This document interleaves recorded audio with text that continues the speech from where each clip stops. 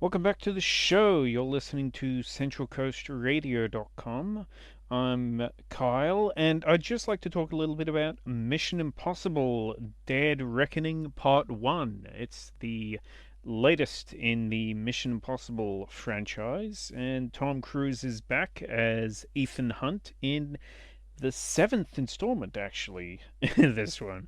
As I say, this is the first half of a two-parter. The second half of the film is at least supposed to be being released next year. And it's kind of a timely movie. I know there's a lot of talk about AI and the nefarious uses behind it. Even like AI has always kind of been a thing in Hollywood, and ever since Terminator and since even before that. But I don't think it's ever been a thing in a Mission Impossible movie before. So yeah, this movie sees Ethan Hunt and his regular team, which is made up of Ving Rhames as Luther, Simon Pegg as Benji, and Rebecca Ferguson as Isla. And there's also some returning characters like Vanessa Kirby as the White Widow. And I was actually something I was very excited to see going into this movie was the actor Henry Cazzoni as Kittredge, reprising his character from the very first Mission Impossible movie as pretty much the head of the CIA, or at least the head of well, basically Tom Cruise's boss. That it's a role that in every single film has been played by somebody else, except for I believe there were a couple where Alec Baldwin played basically the head of the Impossible Missions Force, or whatever. Like he had kind of a returning role, but yeah, this is kind of a callback to the original, and it it ties in pretty well to the movie because this film is kind of secretive. It's setting up a lot of things that I think are going to be answered in the follow up. This film's villain, character just named Gabriel, played by Isai Morales, he's tied very much into Ethan Hunt's past, which is to say, not the previous movies. I mean, this franchise has been going on for 25 years now, but more so Ethan Hunt's past from before he actually became an agent. And yeah, it doesn't they don't really reveal a whole lot in this one. It's a lot of setup, but it's interesting setup. So it's kind of got me excited to see where they go for the next film. This movie also sees Haley Atwell added to the cast as the thief with a heart of gold in a character called Grace. And well, there's an there's basically a rogue AI that is kind of controlling certain nefarious groups, and I don't really want to go too much into it. It's one of those movies where it's probably best knowing as little about it as possible. Not that there's not like a whole lot of story to spoil, really. As I say, it's mostly setting up what I think will be paid off in the next film. But as I say, it's a very interesting story to do with AIs and stuff, considering that that is something that's kind of in the public consciousness at the moment, especially going into quite a potential another writer's strike. So yeah, as I say, it's a very timely thing. It's also an interesting addition to the cast with Shea Wingham as a character called Briggs, who many people will know him from Boardwalk Empire or the Fast and Furious movies. He's the guy that Paul Walker kept breaking his nose, in case you don't know.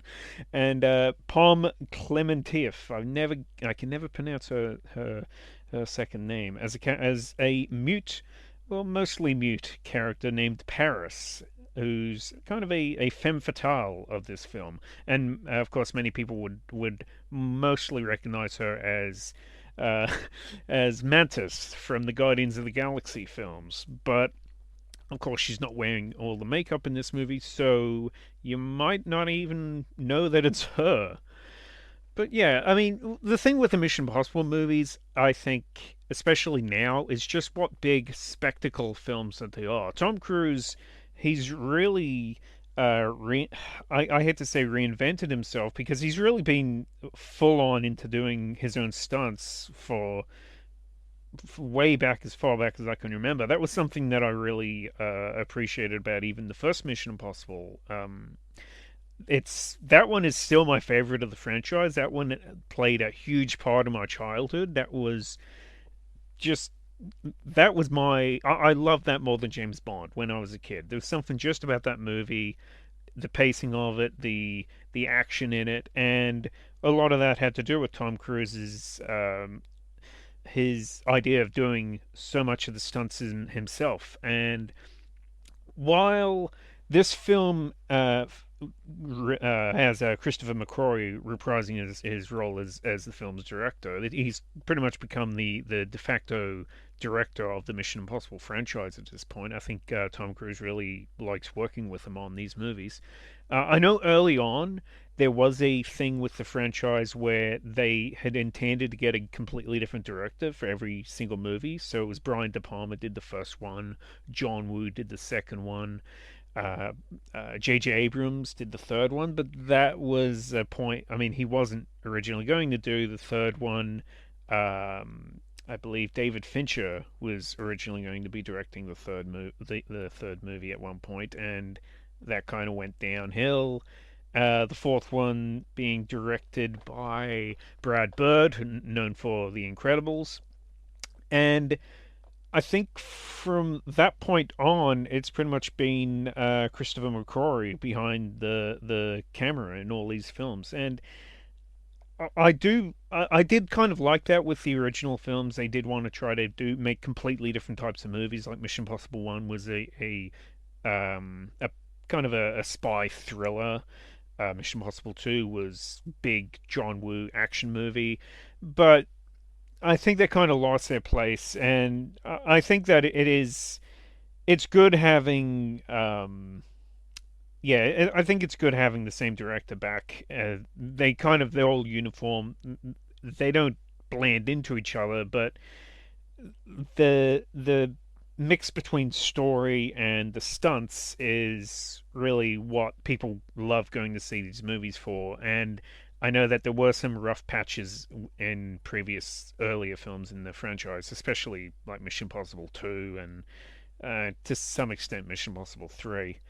Um, but yeah, the stunts in this movie are just incredible. Again, Tom Cruise at this point in his in his career, there's really no other actor like him in Hollywood at the moment that is just such a powerhouse of a an action performer. I mean, the only person that I can really compare him to is Jackie Chan, but Jackie Chan 25 years ago. Even though, even though Jackie Chan and Tom Cruise are about the same age now, Jackie Chan isn't making the same movies that he was in the 90s, whereas as we see here, Tom Cruise is.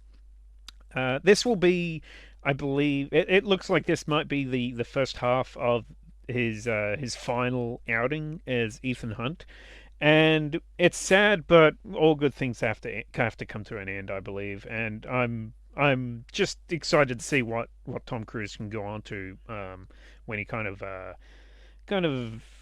hangs up the the explosive bubblegum and stops playing this spy character. I really did enjoy this film. There was a few moments in it that I thought were, I don't want to say derivative, but I believe when they get to about seven installments in a franchise, there are some things in it that feel a little bit familiar.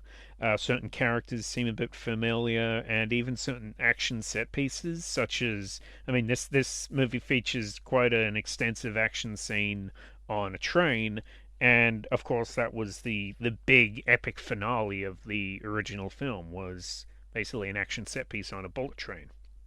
And to be honest, I really enjoyed this. It had the adrenaline pumping all the way through the movie, but there were a couple of moments that uh, uh, such as the train sequence, I do think that that kind of worked a little bit better in the first movie than it does here. As amazing as it is here, it I don't know. I just felt like I had kind of seen that before, and like I said, that's just the it's just the downside of making so many of these movies that they're so entertaining, they're so exciting, but after a while you start to go over the same you start to tread the same ground after a while. So I am really excited to see what can come of Dead Reckoning Part 2.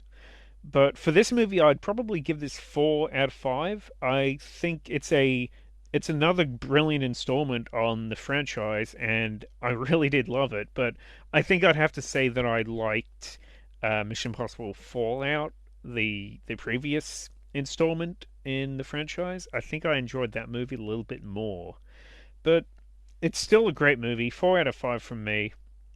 It's almost 3 hours, and it does not feel that way at all.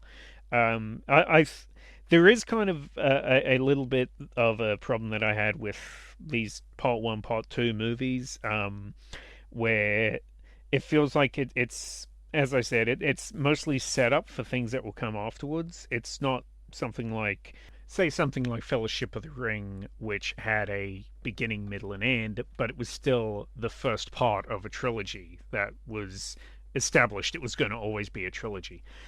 This has the same. In some ways, I thought this had the same kind of problem that I had with uh, the recent Spider Verse, Across the Spider Verse movie, where it felt like it was a setup, and I think the effectiveness of the setup really depends on how well they stick the landing with the second half. So that's something I just have to wait to see. I guess we all just have to wait and see how Dead Reckoning Part Two plays out next year, around this time next year when that movie comes out. But go check it out if you're a Mission Impossible fan like me. You're going to love this movie, I'm sure. It might not be your favorite in the franchise, but it's another amazing installment. It's I don't know how Tom Cruise does it at his age, just being just the amazing stunt performer that he is, and really making some of the most action-packed movies that are being made at the moment with so much of a focus on on practical effects, which I think is that's the gold standard at the moment. It needs to be real because you can make everything in CGI, but it all looks terrible, as you can as we can see from so many CGI heavy movies that have been out recently. But yeah, go check this movie out. You're listening to CentralCoastRadio.com, and we will be back right after this.